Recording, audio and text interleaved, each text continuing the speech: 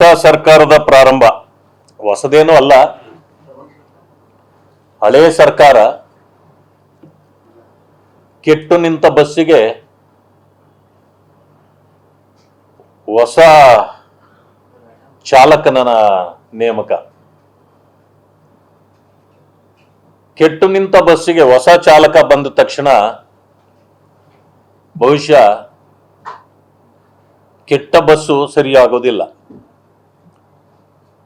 ಬಸ್ಸನ್ನೇ ಬದಲಾಯಿಸಬೇಕಾಗಿತ್ತು, ಆದರೆ ಅದರ ಸಮಯ ಬಂದಿಲ್ಲ. ಆ ಕಾರಣದಿಂದ ಚಾಲಕರನ್ನ ಬದಲಾಯಿಸಲಾಗಿದೆ. ಇದರಿಂದ ಅಷ್ಟೊಂದು ಪ್ರಯೋಜನ ಆಗತ್ತೆ ಅಂತಕ್ಕಂಥದ್ದು ನನಗೆ ಅನಿಸೋದಿಲ್ಲ. ವಿಪರ್ಯಾಸ ಏನು ಅಂದ್ರೆ, ಗೃಹ ಪ್ರವೇಶದ 2ನೇ ದಿನವೇ ಚಾವಣಿ ಕುಸಿದು ಬಿದ್ದಿದೆ. ನಿನ್ನೆ ಎಲ್ಲ ಮೊನ್ನೆ ಸಂಜೆ, ಇನ್ನು 48 ಗಂಟೆಗಳಾಗಿಲ್ಲ,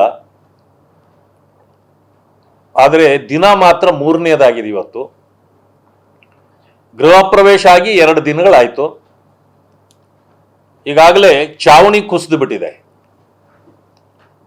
ಈಗ ಆ ಗೃಹದಲ್ಲಿ ವಾಸ ಮಾಡೋಕ್ ಸಾಧ್ಯನಾ ಇಲ್ವಾ, ಇದರ ಪರೀಕ್ಷೆ ಆಗಬೇಕಾಗಿದೆ. ಆ ಕಾರಣಕ್ಕೆ ರಾಮಲಿಂಗಾರೆಡ್ಡಿ ಅವರು ರಾಜೀನಾಮೆ ಒಗೆದು ತಮಿಳುನಾಡು ಕಡೆಗೆ ಪ್ರಯಾಣ ಮಾಡಿಬಿಟ್ಟಿದ್ದಾರೆ. ಅದರ ಜೊತೆಗೆ ಮಾನ್ಯ KH ಮುನಿಯಪ್ಪನವರು ಕೂಡ ನನ್ನ ಹಿರಿತನಕ್ಕೆ ಗೌರವ ಸಿಕ್ಕಿಲ್ಲ, ಈ ಫುಡ್ ಡಿಪಾರ್ಟ್ಮೆಂಟ್ ನನಗೆ ಬೇಕಾಗಿಲ್ಲ,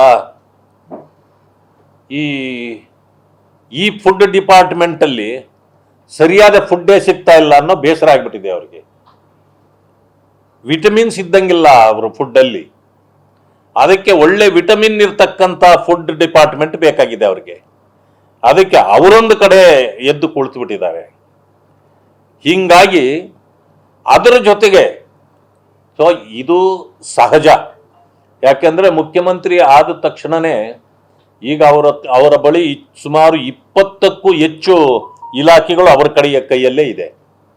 ಇಷ್ಟಿದ್ರೂ ಕೂಡ ಪವರ್ ಡಿಪಾರ್ಟ್ಮೆಂಟ್ ಅಲ್ಲಿ ಈಗಾಗಲೇ ಅಧಿಕಾರಿಗಳನ್ನ ಬದಲಾಯಿಸ್ತಕ್ಕಂಥ ಕೆಲಸಕ್ಕೆ ಅವ್ರ ಕೈ ಹಾಕ್ಬಿಟ್ಟಿದ್ದಾರೆ. ಇದು ಜಾರ್ಜ್ ಅವ್ರಿಗೂ ಕೂಡ ಇಷ್ಟ ಆಗಿಲ್ಲ. ಇನ್ನು ಮುಂದೆ ಇಂಥವು ಬಹಳ ಆಗ್ತಾ ಇರ್ತವೆ. ಅದೇನೇ ಇದ್ರೂ ಅವರ ಇಂಟರ್ನಲ್ ಮ್ಯಾಟರ್, ಅದರ ಬಗ್ಗೆ ನಾನು ತಲೆ ಕೆಡಿಸ್ಕೊಳ್ಳೋದಿಲ್ಲ.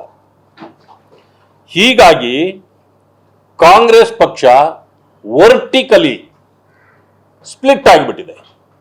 ವರ್ಟಿಕಲ್ ಸ್ಪ್ಲಿಟ್ ಹೆಂಗಾಗಿದೆ ಅಂತಂದ್ರೆ, BK Congress, DK Congress, MK Congress.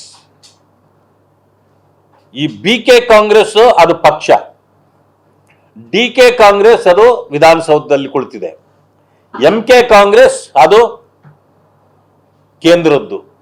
ಹೀಗೆ 3 ಇಲ್ಲಿನ ಪವರ್ ಸೆಂಟರ್ಗಳು ಕರ್ನಾಟಕದಲ್ಲಿ ಆ 3 ಗ್ರೂಪ್ಗಳಿದೆ. ಅದರಲ್ಲಿ ಸಣ್ಣ ಪುಟ್ಟ ಬೇರೆ ಬೇರೆ ಇವೆ ಇದ್ರೂ ಕೂಡ ಸದ್ಯಕ್ಕೆ BK, DK, MK ಕಾಂಗ್ರೆಸ್ಗಳು ಇಲ್ಲಿ ಪ್ರಬಲವಾಗಿ ಪವರ್ ಸೆಂಟರ್ಗಳಾಗಿ ಈಗ ಆಗ್ತಾ ಇವೆ. ಅದರಿಂದ ನನಗೆ ಅನಿಸೋ ಹಾಗೆ ಇವರಿಂದ ಜನರು ಏನು ಎಕ್ಸ್ಪೆಕ್ಟ್ ಮಾಡುವಂತ ಪರಿಸ್ಥಿತಿಯಲ್ಲಿಲ್ಲ.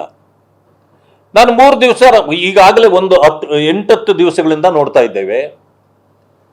ನಾಯಕತ್ವ ಬದಲಾವಣೆ, ಅಧ್ಯಕ್ಷರ ಬದಲಾವಣೆ, ಈಗ ಮಂತ್ರಿ ಮಂಡಲ ಇದು ಮುಖಂಡರುಗಳ ಬದಲಾವಣೆ, ಖಾತೆಗಳ ಬದಲಾವಣೆ, ಬರೀ ಇದರಲ್ಲೇ ಕೊಡ್ತಿದ್ದಾರೆ ಹೊರತು ಜನರ ಸಮಸ್ಯೆಗಳ ಬಗ್ಗೆ ಇವರಿಗೆ ಕಿಂಚಿತ್ತೂ ಕಾಳಜಿ ಇಲ್ಲ ಅನ್ನೋದು ಇದರಲ್ಲಿ ಕಂಡು ಬರ್ತದೆ. ಅನೇಕ ಭಾಗಗಳಲ್ಲಿ ಮಳೆ ಬಂದಿದೆ, ಮಾನ್ಸೂನು ಈಗಾಗಲೇ ಅಪ್ರೋಚ್ ಆಗ್ತಾ ಇದೆ. ಇವತ್ತು ನಾನು ಟಿವಿಗಳಲ್ಲಿ ನೋಡ್ತಾ ಇದ್ದೇನೆ, ಹೆಣ್ಣು ಮಕ್ಕಳು ಗೊಬ್ಬರ ಸಿಗದೆ ಗೊಬ್ಬರದ ಅಂಗಡಿಗಳ ಮುಂದೆ ಕ್ಯೂನಲ್ಲಿ ನಿಂತಿದ್ದಾರೆ. ಬೀಜಗಳು ಸಿಗಬೇಕಾಗಿದೆ, ಬಿತ್ತನೆ ಕಾಲ ಬಂದಿದೆ, ಬೀಜ ಸಿಗ್ತಾ ಇಲ್ಲ, ಅದಕ್ಕೆ ಕ್ಯೂನಲ್ಲಿ ನಿಂತಿದ್ದಾರೆ.